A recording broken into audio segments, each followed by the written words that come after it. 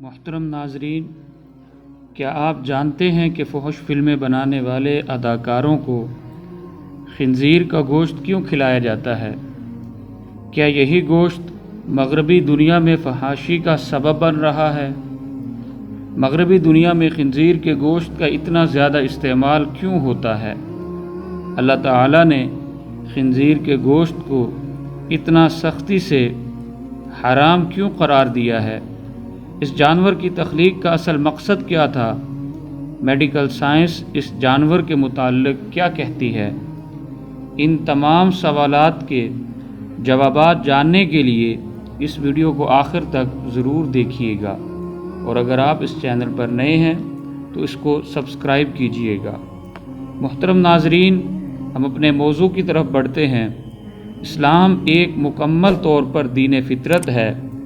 اسلامی تعلیمات مکمل طور پر انسانی فلاح و بہبود کی ضامن ہیں، اور اسلام میں جن چیزوں کو حرام قرار دیا گیا ہے ان میں گہری حکمت چھپی ہوئی ہے۔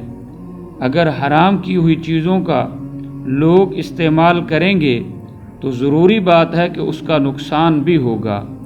اللہ تعالیٰ نے قرآن پاک میں خنزیر کو واضح طور پر حرام قرار دیا ہے۔ بعض علماء تو یہاں تک فرماتے ہیں کہ یہ غلیظ ترین جانور ہے، اس کے قریب بھی نہیں جانا چاہیے۔ کوئی مسلمان تو اس کا گوشت کھانے کا تصور بھی نہیں کر سکتا، لیکن مغربی دنیا میں اس کے لیے بڑے بڑے فارم بنائے گئے ہیں جہاں پر اس حرام جانور کو پالا جاتا ہے، اور اس کا گوشت بہت مہنگے داموں بیچا جاتا ہے۔ یورپ اور امریکہ میں تو اس کے گوشت کے بہت خاص قسم کے ریسٹورنٹ ہیں۔ اس کے گوشت کے علاوہ کوئی ریسٹورنٹ چلانا محال ہے۔ اس کے برعکس ان ہوٹلوں میں جن پر اس کا گوشت بکتا ہے، پکتا ہے، وہاں پر لوگوں کی بھیڑ بنی رہتی ہے۔ اگر محققین کی تحقیق کو دیکھا جائے تو پتہ چلتا ہے کہ یہ جانور بہت گندی فطرت والا ہے۔ کوئی انسان اس کے قریب جانا بھی پسند نہیں کرتا۔ اس کی وجہ یہ ہے کہ یہ جانور بہت گندی فطرت والا ہے۔ یہ غلاظت سے اپنا پیٹ بھرتا ہے، مردار کھانے میں بھی رغبت رکھتا ہے، اور اس کے کھانے سے انسان کو طبی لحاظ سے بھی بڑے نقصانات ہوتے ہیں۔ ایک میڈیکل سائنس کی تحقیق کے مطابق یہ بتلایا گیا ہے کہ اس کا گوشت کھانے سے انسان کے جسم میں کولیسٹرول بڑھتا ہے اور دل کی امراض پیدا ہوتی ہیں، اور اس کے ساتھ ساتھ انسان کو اخلاقی اعتبار سے بھی بڑے نقصانات کا سامنا کرنا پڑتا ہے۔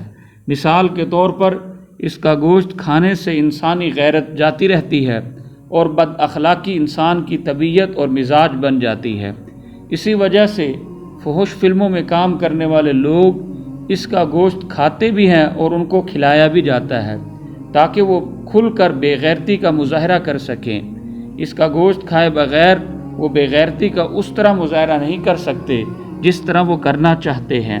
محترم ناظرین، اس کے گوشت کے اندر ایسی غلاظت ہے کیونکہ اس کی خوراک بھی غلاظت ہے، جس کی وجہ سے انسان طبی طور پر بھی نقصان کا سامنا اٹھاتا ہے، اور انسان اخلاقی اعتبار سے بھی انتہائی گراوٹ کا شکار ہو جاتا ہے۔